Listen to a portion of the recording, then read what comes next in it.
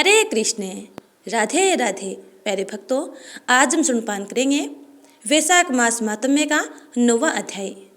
कथा शुरू करने से पहले यदि आपने चैनल को सब्सक्राइब नहीं किया है तो चैनल को सब्सक्राइब कर बेल आइकन को जरूर दबा लीजिएगा ताकि आगे आने वाली वीडियो के नोटिफिकेशन आप तक टाइम पर पहुंचते रहें।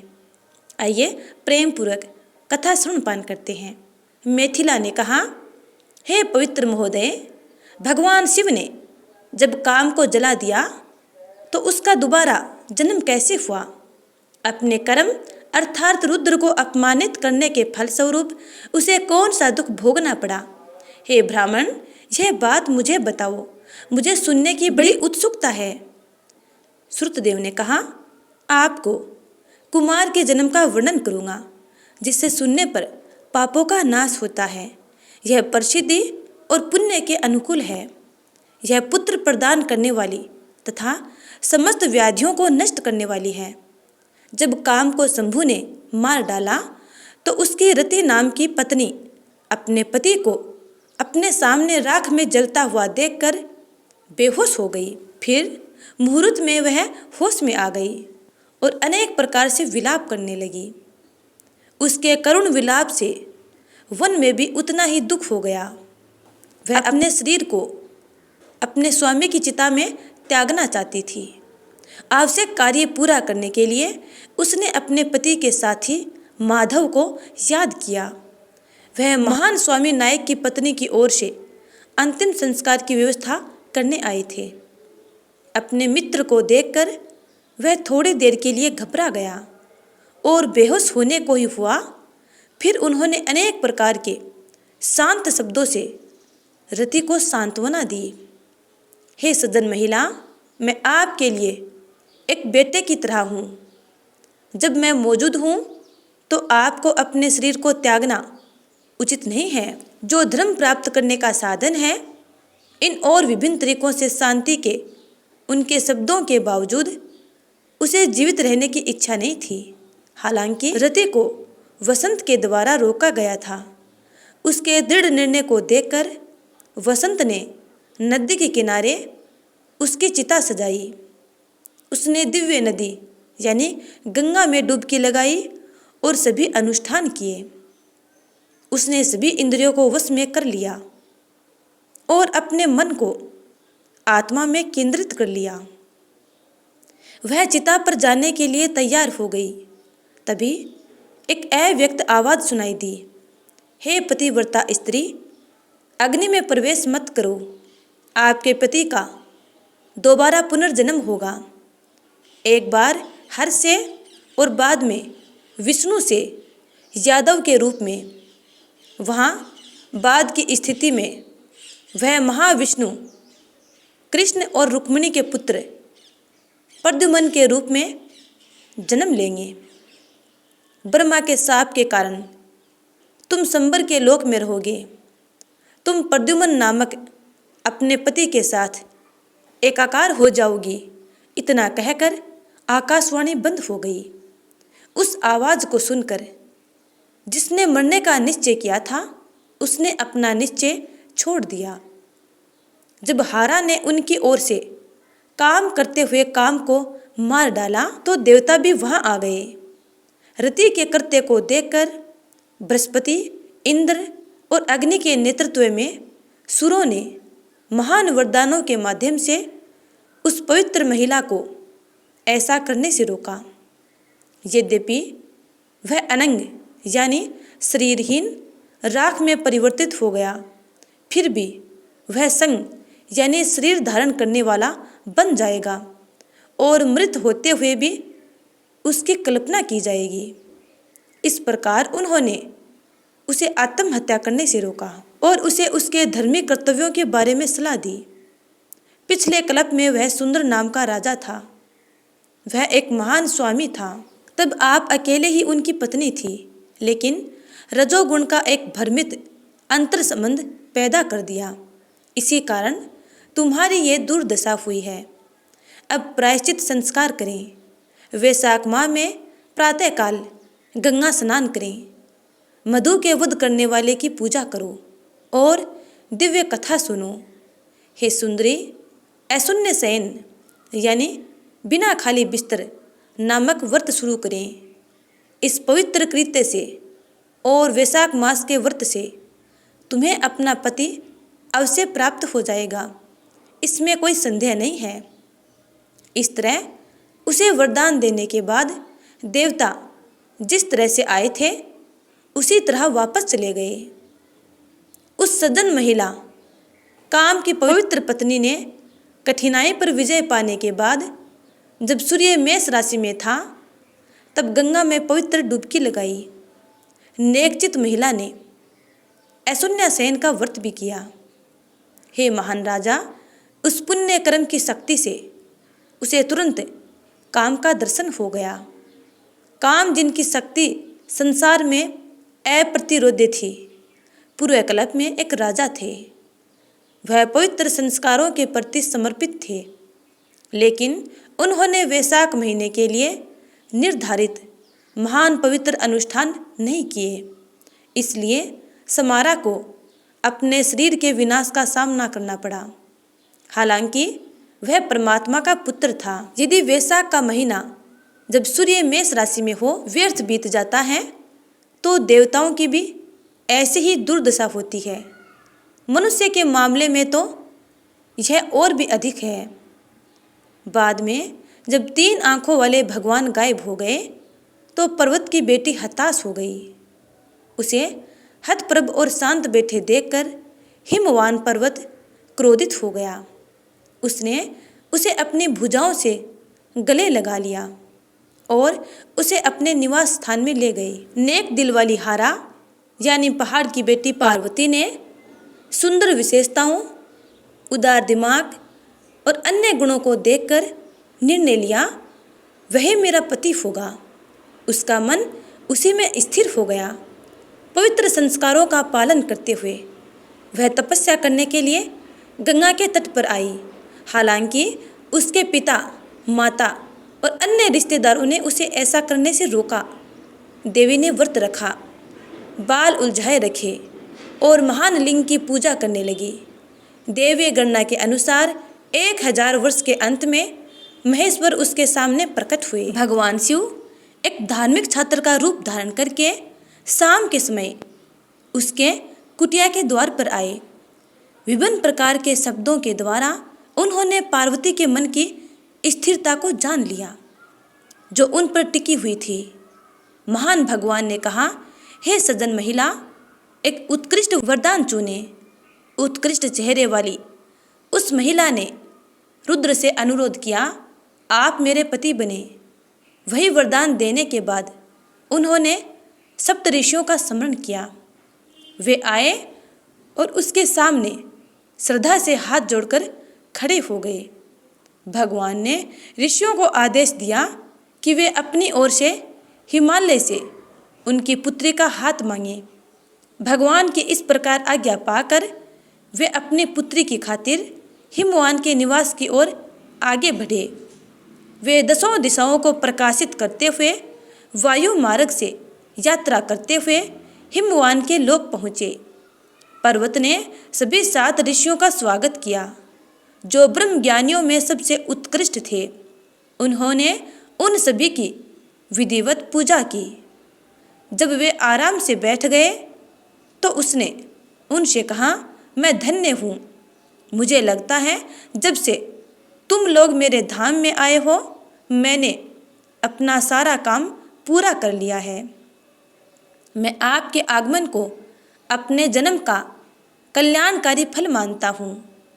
जिन महानुभावों ने अपने सभी उद्देश्यों को साकार कर लिया है उन्होंने हमारे लिए करने के लिए कुछ भी नहीं छोड़ा है। फिर भी मुझे बताओ कि अब मुझे क्या करना है। ऐसा कहने पर उन्होंने महान पर्वत हिमवान से कहा, हे पर्वतों के देवता, निश्चित रूप से आपके द्वारा अपने लिए उपयुक्त कथन दिया गया है। हम अपनी समृद्धि के लिए अपने आगमन की वस्तु का उल्लेख करेंगे। आपकी पार्वती नाम की पुत्री पहले दक्ष की पुत्री सती थी। यज्ञ में अपना शरीर त्यागने के बाद उसने आपकी पुत्री के रूप में पुनर्जन्म लिया है। तीनों लोकों में शंभु के अलावा कोई भी उससे विवाह करने में सक्षम नहीं है।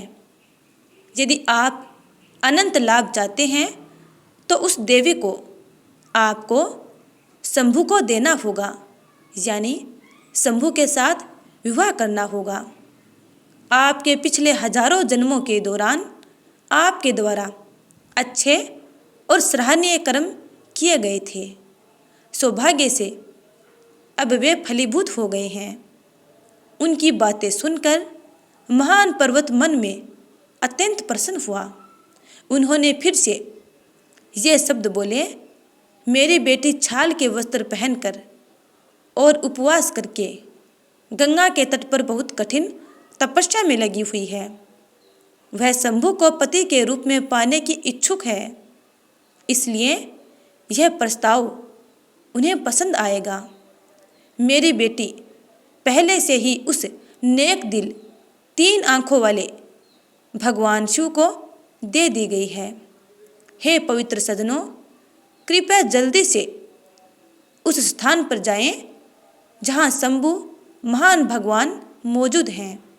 उनसे कहो, हिमवान द्वारा प्रेमपूर्वक अर्पित की गई बेटी को स्वीकार करो।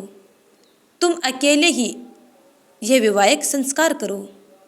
हिमवान के ऐसा कहने पर वे उससे विदा लेकर शिव के पास गए।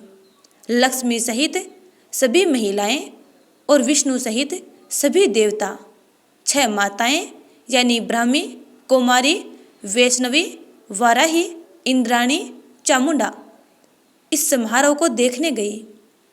अमर लोगों के सभी समूहों, ऋषियों और माताओं और प्रमथों के समूह के साथ शिव अपने बैल पर बैठकर निकले। वहाँ विभिन्न संगीत वाद्य यंत्र थे, जैसे भेरी, मृदंग, शंख, तुरही, पटाहा, ड्रम आदि। बारड ने कविताएं सुनाई। ऋषियों ने वैदिक मंत्रों का जाप किया। इस प्रकार शिव ने हिमालय नगर में प्रवेश किया। एक शुभ मुहूर्त में, एक शानदार लगन में पर्वत ने अत्यंत प्रसन्न मन से विवाह का जश्न मनाया। हे राजा, तीनों लोकों के सभी प्राणी बहुत प्रसन्न थे। जब उत्सव समाप्त हो गया तो संसार के दाता शंकर ने अपनी इच्छा अनुसार देवी के साथ क्रीड़ा की। उन्होंने दुनिया के तौर तरीकों का पालन किया। शंकर ने कई स्थानों पर अपनी क्रीड़ाएं की। उदाहरण के लिए हिमालय के आलीशान अच्छी तरह से सुसज्जित निवास में, जो कि देवेंद्र के निवास के बराबर है, नंदिनी के तट पर और रात में जंगलों के समूह में वह पक्षियों, मोरों और मत वाली मधुमक्खियों की आवाज़ से गूंजते पार्क में खेलता था। इस प्रकार भगवान ने देवीय गणना के अनुसार हजारों वर्षों तक अपनी इच्छा अनुसार क्रीड़ा की। विवाह होने के बाद भी भगवान से कोई पुत्र उत्पन्न नहीं हो रहा था। देवता चिंतित हो गए। वे सब मिलकर एक दूसरे से परामर्श करने लगे। इस प्रकार एक साथ विचार विमर्श करने के बाद वे अपने काम के लिए एक विशेषज्ञ की तलाश करने लगे और यह निर्णय लिया कि अग्नि देवता ही उचित है। उन्होंने उचित सम्मान के साथ अग्निदेव से बात की। हे अग्निदेव, आप देवताओं के मुख हैं, आप हमारे परिजन और आश्रय हैं। अब आप ही उस स्थान पर जाइए जहाँ हारा क्रीड़ा करता है। देवताओं के अनुरोध पर अग्निदेव ने हाँ की और हर के पास गए। जैसे ही अग्निदेव हर के पास गए, तब हर ने अपने पौरुष वीर्य की अग्नि को अग्निदेव के मुख में छोड़ दिया। अग्निदेव ने उस अत्यंत शक्तिशाली वीर्य को अपने पेट में धारण किया। इससे वह जलने लगा। इस विचार से चिंतित होकर वह देवताओं के लोक में चला गया। बड़ी मुश्किल से वह अपनी जान बचा सका। उन्होंने यह बात देवताओं को बताई। अग्नि की बात सुनकर देवताओं को प्रसन्नता और निराशा दोनों का अनुभव हुआ। वे प्रसन्न थे क्योंकि हारा का वीर्य अग्नि देवता में स्थापित हो गया था, और वे निराश थे क्योंकि उन्हें नहीं पता था कि बच्चे के जन्म को कैसे प्रभावित किया जाए। अग्नि के पेट के भीतर शंभू का वीर्य बड़ा हुआ और 10 महीने बीत गए। उसे बच्चे को जन्म देने का तरीका नहीं पता था, अतः वह अत्यधिक दुखी हो गया। उन्होंने भ्रूण की मुक्ति के लिए देवताओं की शरण ली। अग्नि के साथ वे देवता प्रसिद्ध गंगा के पास गए। स्तुति और प्रार्थना के माध्यम से उन्होंने गंगा से ईमानदारी से अनुरोध किया, आप सभी देवों की माता हैं, आप ही समस्त लोकों के अधिपति हैं। देवों की ओर से हे सजन महिला, शंभू के वीर्य को धारण करो। भ्रूण बढ़ता और विकसित होता है, लेकिन अग्निदेव इसे पृथ्वी पर कैसे लाए? इसलिए हे माता, हम पर दया करो, उसे और हम सबको छुड़ाओ। इस प्रकार प्रार्थना करने पर देवी बोली, ऐसा ही होगा। देवताओं ने भ्रूण मुक्ति के लिए मंत्र दिया। उस मंत्र की प्रभावकारिता के लिए धन्यवाद। अग्निदेव ने शंभू के तेजस्वी वीर्य को गंगा में छोड़ दिया।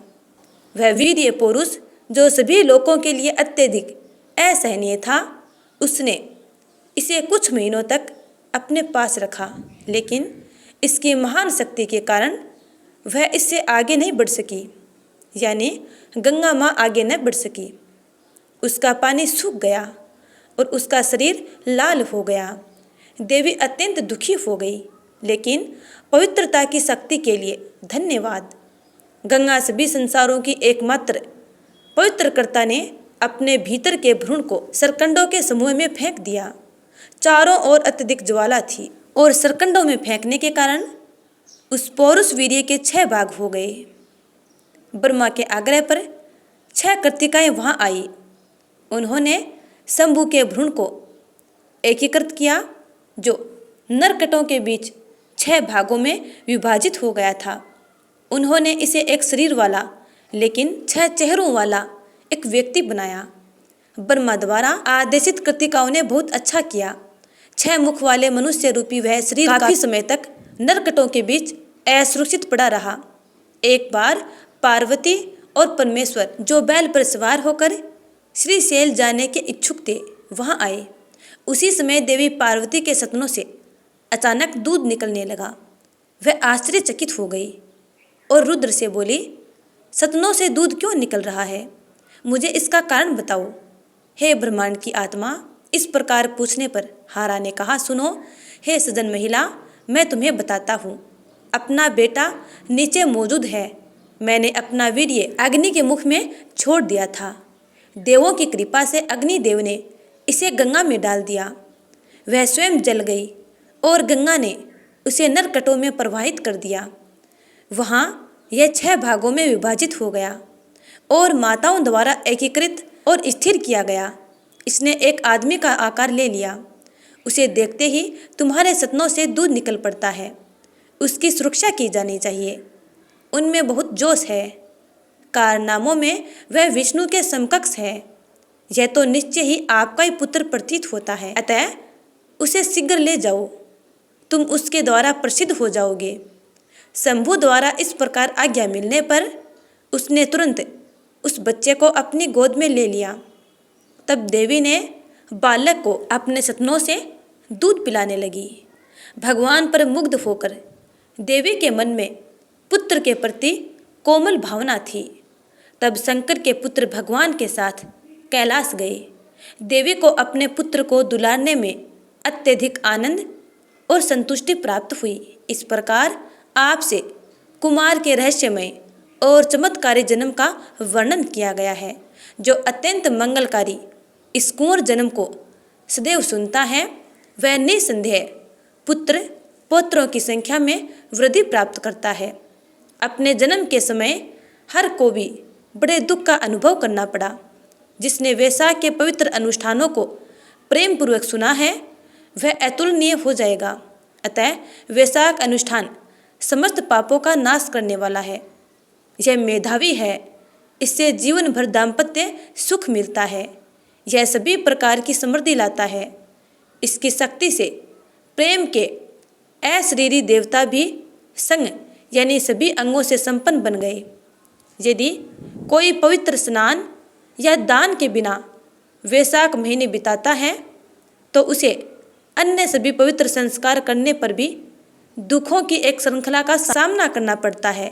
यदि केवल इसका पालन किया जाए तो सभी धर्म कल्याण के लिए अनुकूल होंगे। तो इस प्रकार प्यारे भक्तों, आज हमने सुना वैशाख मास मातम्य का 9वां अध्याय। उम्मीद करती हूँ कि आपको ये कथा अच्छी लगी है। यदि अच्छी लगी है तो लाइक कमेंट कर देना और अगले अध्याय का इंतजार करना।